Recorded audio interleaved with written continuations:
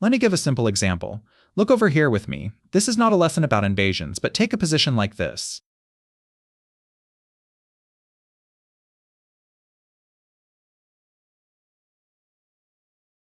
Sometimes, white invades like this. You see it all the time. Not necessarily a high 3-space extension, just this kind of invasion.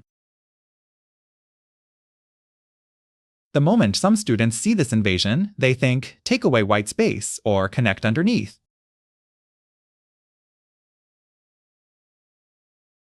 That's the reflex. So black plays it.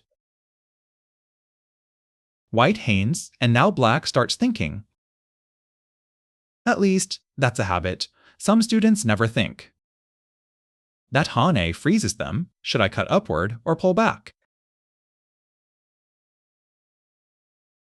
Some decide to just pull back. White connects.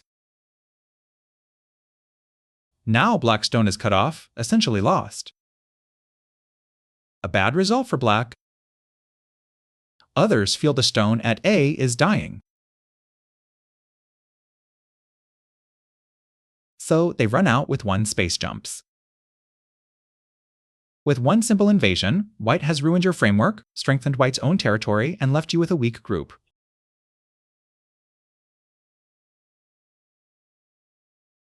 Three gains from one move. A disaster for black. Other students say, I've already attached, so I simply have to cut. White gives Atari and black must run. Black wants to connect and bridge under, but white turns. Again, a shattered shape, a classic loss. You see this constantly in Q and low Dan games. Handling a weak group, or attacking, these same ideas come up. Everything so far is bad shape in fighting.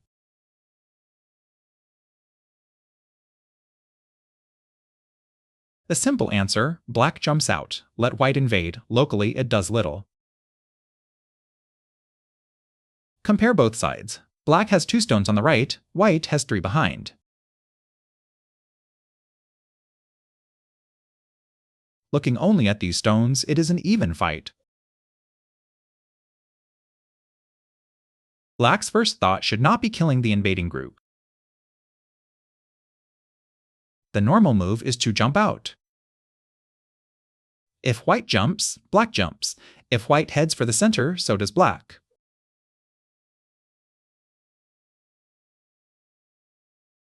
Now suppose black has more support nearby. Let me clear these away. This stone is black's, and the corner approaches black's. White answers with a small knight's move. With that shape, black can attack directly.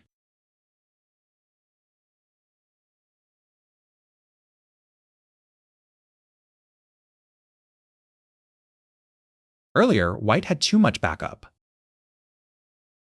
With nothing to fear on either side, consider a wraparound attack.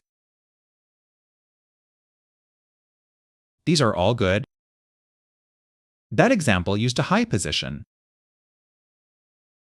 Low positions are just as common. I'll leave the left alone. White invades here and a student says, small diagonal.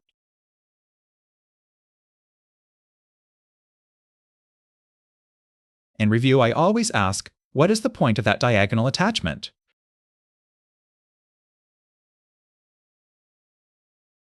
They say to take away the base and attack. But white just extends. Which is weaker, black 1 and 3, or white stone on the side?